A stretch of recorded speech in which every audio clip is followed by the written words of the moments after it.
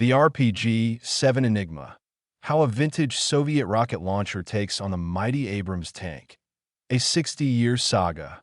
Picture this. It's 1961, the height of the Cold War.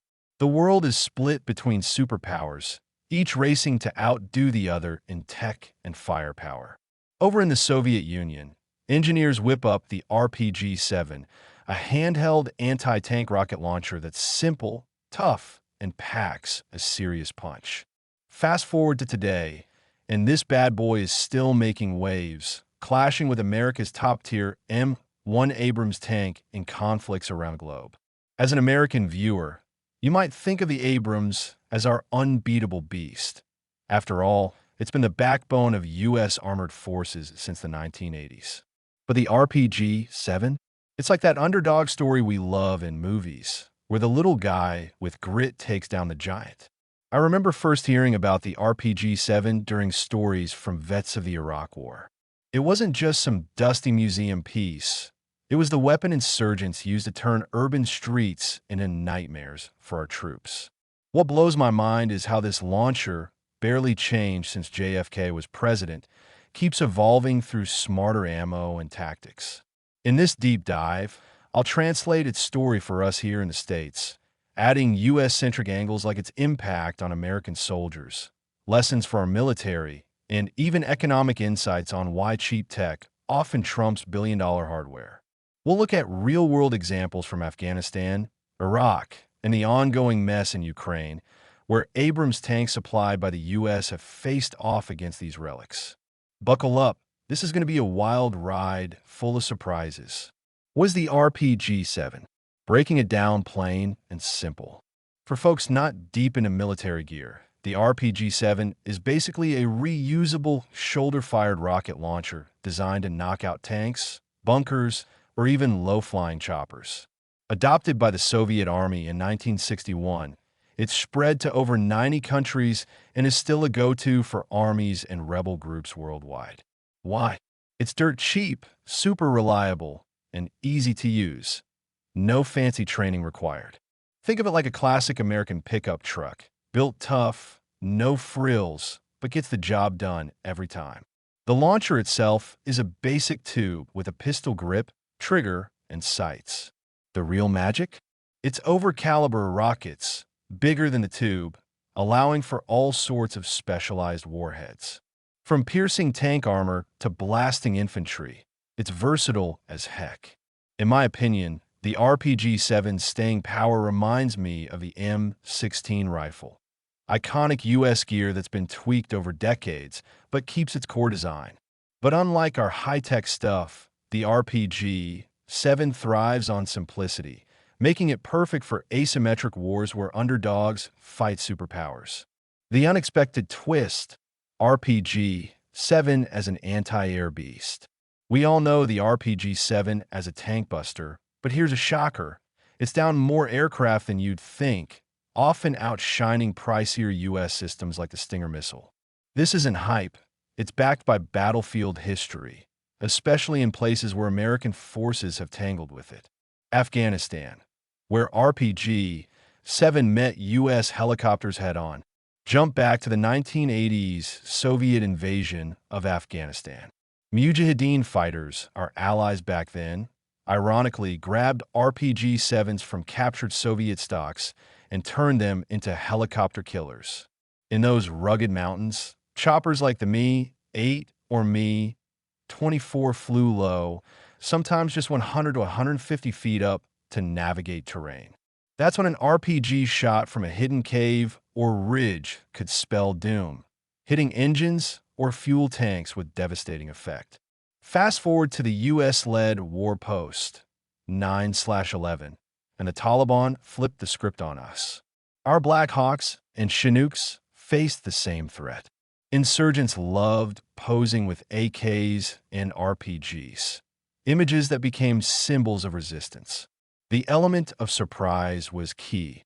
A hovering helo dropping troops? Boom!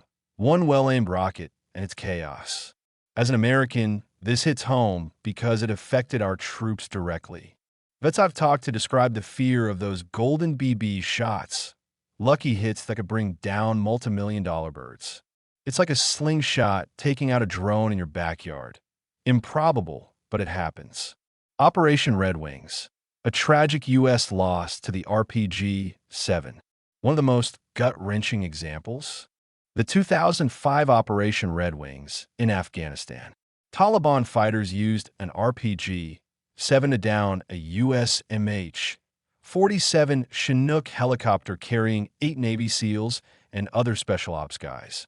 This disaster, later immortalized in the movie Lone Survivor, was a stark reminder of how low-tech weapons can derail high-stakes missions.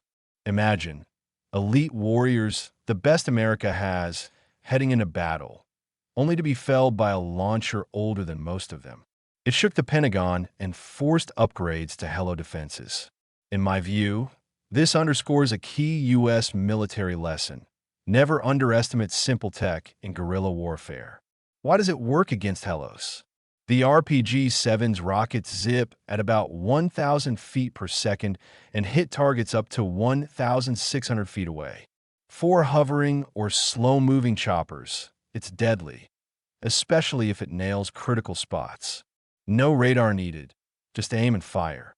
This makes it a nightmare in close-quarters combat, like urban ops or mountainous terrain where U.S. forces often operate. Anti-tank prowess, RPG-7 versus the iconic M1 Abrams. Now, the meat of the story, how the RPG-7 challenges America's pride and joy, the M1 Abrams. This tank is a beast, depleted uranium armor, 120mm cannon, turbine engine that guzzles fuel like a muscle car. But even legends have weak spots, and the RPG-7 exploits them ruthlessly. Iraq. Lessons from urban warfare for U.S. troops. In the 2003 Iraq invasion, Abrams tanks rolled in like unstoppable forces. But during the insurgency from 2004 to 2008, about 80 were badly damaged or wrecked. Insurgents wielded RPG-7s in ambushes, targeting tracks, rear engines, or turret joints. Even if the front armor held, a hit could immobilize the tank, leaving it vulnerable. This era was tough for American soldiers. RPG volleys in Baghdad alleys turned patrols into high-stakes gambles. Stories of GIs adding extra armor or slat cages to fend off rockets became common. It's like modding your Jeep for off-roading. Necessity drives innovation. From what I've read online, RPG-7s played a big role in those losses, often in combo with IEDs. Grok. Render card underscore ID equals 5B for D6 card underscore type equals citation underscore card type equals render for citation. 8. It forced the U.S. Army to rethink urban tactics and tank protection. Ukraine 2024 to 2025. Abrams aid meets RPG reality. Lately, in Ukraine, U.S.-supplied Abrams have faced similar woes. By early 2024, Russia claimed to knock out several, some via RPG-7 hits to tracks, followed by drone finishes. Grok. Render code equals 279640 card underscore type equals citation underscore card type equals render citation. 9 reports from spring 2024 show at least 5 of the 31 Abrams sent were taken out, mostly by drones, but RPGs helped disable them first. Grok. Render card ID equals 9546 ed card underscore type equals citation underscore card type equals render underscore citation. 13 Ukrainians even added cope cages and Soviet-era reactive armor to counter threats. Grok. Render card equals DD1E5D card underscore type equals citation underscore card type equals render underscore citation. 4. For us in the States, this raises questions about foreign aid. Are we sending tanks into drone-heavy wars without enough prep? It's a debate echoing Vietnam-era lessons. Tech alone doesn't win. How RPG-7 punches through. Early RPG rockets pierced 12 to 16 inches of steel, but modern tandem warheads bust through explosive reactive armor, ERA, then the main plate, up to 30 inches deep. Hit the sides or rear of an Abrams, and it's game over. Grok. Render card of ID equals cab 5 card underscore type equals citation underscore card type equals render underscore citation. 0 U.S. tanks are tough frontally, but flanks are fair game in ambushes. Upgrades and the future. Keeping the RPG-7 relevant. At 64 years old, the RPG-7 isn't retiring. New sights like night vision or lasers boost accuracy, while ammo evolves. Think airburst rounds for infantry or anti-drone variants. For Americans, compare it to our F-4 launcher. Effective but pricier. The RPG's low cost, under $500 on black markets, makes it a staple for cash-strapped fighters. Economic angle. Why cheap wins in warfare? Global military spending hit $2.4 trillion in 2024 per CIPRI, with the U.S. at $916 billion. But RPG-7's cost peanuts compared to a $10 million Abrams or $80,000 Javelin shot. This asymmetry lets underdogs punch above their weight.